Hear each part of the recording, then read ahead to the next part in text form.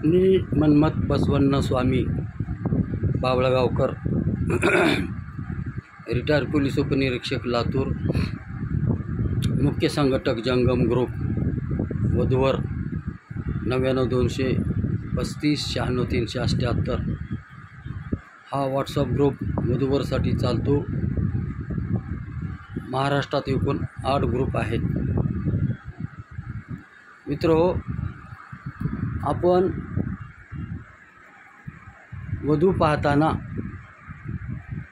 जशी चौकशी करता, तिला पॅकेज किती आहे, तिने नोकरीवर आहे का, विविध बाबी तुम्ही मुलीच्या बाबतीत चौकशी करता। तसंच मुलीकडच्यांना बी माझी विनंती आहे की मुलगा जॉबला आहे का, मुलाचं शिक्षण तो 12वी असून ग्रॅज्युएट सांगतो, त्याची TC बघा, त्याचं आधार कार्ड बघा, पत्ता डिटेल आहे का नाही, आणि तो जॉबला आहे तर पगार बरोबर आहे का नाही। कारण आजकाल 1-2 गोष्टी अशा पाहावयास मिळाल्या, सर्व खोटी माहिती देतात। पगार कमी असेल तर जास्त पॅकेज सांगतात, आणि सर्वसाधारण कंपनी असेल तर IT कंपनीत सांगतात। अशा माझ्या काही गोष्टी निदर्शनास आलेल्या आहेत। कारण एकदा विवाह झाल्यानंतर सगळं वाटोळं होऊन जातं आहे। त्यासाठी मुलीकडच्यांनी मुलाची चौकशी करावी, आणि मुलांनी बी मुलीची सगळी बाबतीत माहिती घ्यायला काही हरकत नाही। परंतु विशेष करून मुलीकडच्यांनी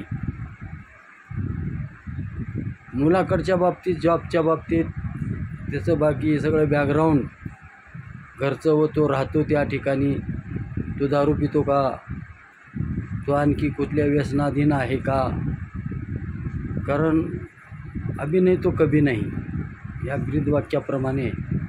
कारण भाजीपाला एकदा केला आणि टाकून दिला, मीठ जास्त झालं म्हणून, तसं ही गोष्ट नाही। तर मुलीकडच्यांनी तर खूप चौकशी करायला पाहिजे मुलाच्या बाबतीत। आजकाल मोठ्या सिटीला, मुंबई, पुणे अशा सिटीला मुलं राहतात आणि आईवडिलाचं लक्ष राहत नाही। वडील म्हणतात माझा मुलगा शिकतो, आणि त्याकडे लक्षच देत नाहीत। आणि ज्यावेळेस नोकरी लागली, मग त्याच्या हातात पैसा होतो, तो मालक होतो, मनमानी खर्च करतो, मग कुठं तर अफेअर होऊन अडकून बसतो। त्यातून एखादं सरमचा दिवस गेले, मग तर ते लईच अवघड होऊन जातं। अशा परिस्थितीत आईवडिलाची मर्जी राखावं म्हणून लग्न करायचं असते आपल्या जातीमध्ये। पण असं हे वय असं आहे मुलांचं किंवा मुलींचं की त्या वयामध्ये जातपात काहीच कळत नाही। म्हणून पालकांनी आपल्या मुलाकडं, मुलीकडं देखील लक्ष दिलं पाहिजे। आपली मुलगी कोण्या मैत्रिणींसोबत जाते, किती वाजता जाते, पुण्या बागेत फिरायला जाते का, ह्या सर्व गोष्टी शहानिशा करायला पाहिजे। कारण आजकालचा जमानाच तसा निघाला आहे, वेळ काळ बदलत चाललेला आहे। त्यामुळं आपल्या मुलाकडं देखील, मुलीकडंच लक्ष देऊन नाही, मुलाच्या पालकाने देखील आपल्या मुलाकडे लक्ष दिले पाहिजे। तो कुण्या फ्रेंडशिपमध्ये अडकला आहे का, तो त्याची मैत्री आहे का, 8 दिवसाला रविवारच्या सुट्टीमध्ये तो धाब्यावर जेवायला जातो का, दारू पितो का, अचानक संध्याकाळी त्याला सुट्टीच्या दिवशी गाठा आणि तो संध्याकाळी जाऊन रूमवर आहे का बघा, नसेल तर त्याला बोलवून घ्या आणि मग त्या तोंडाचा वास घ्या, तो दारू पिलेला आहे का। कारण का, माणसाची सवय संगत गुण सोबत गुण वाईट असते, त्याप्रमाणे तो बी बिघडत जातो, आणि हळूहळू जसं लग्न होत नाही, वेळ होऊन चालला की आणखी प्यायला लागतो।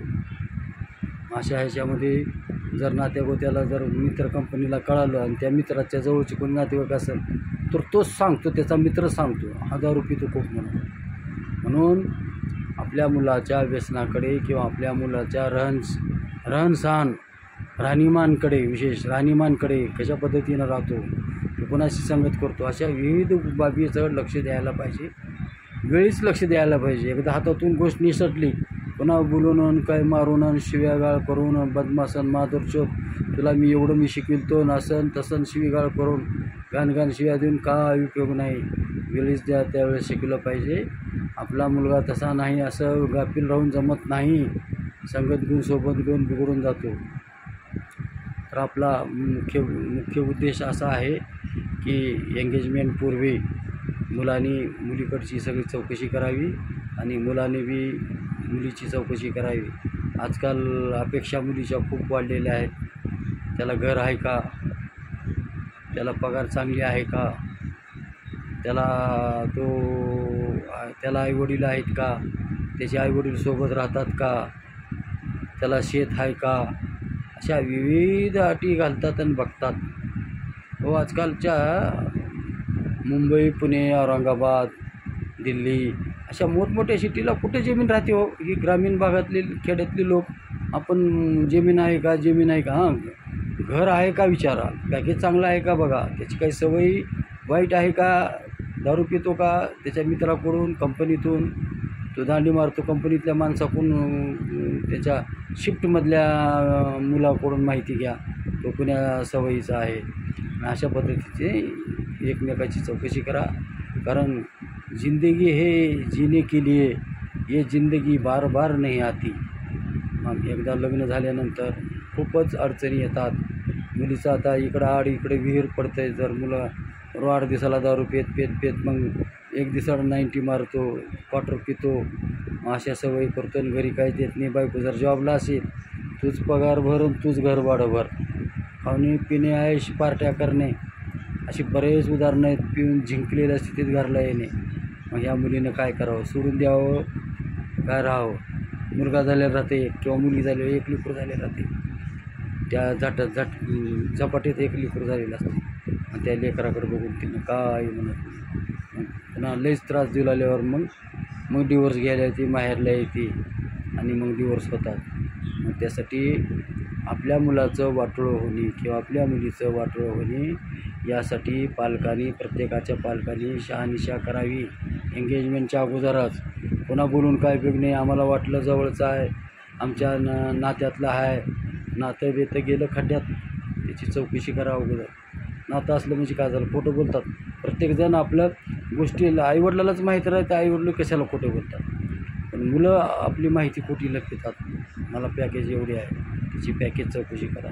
अशा पद्धतीनं एंगेजमेंट जाताना सगळ्या गोष्टीची शहानिशा करून एंगेजमेंट करावी ही विनंती. माझा मुख्य संघटक जंगम ग्रुप, वधूवर 99-235 96-378 हा यूट्यूब चॅनल चालू केलेला आहे.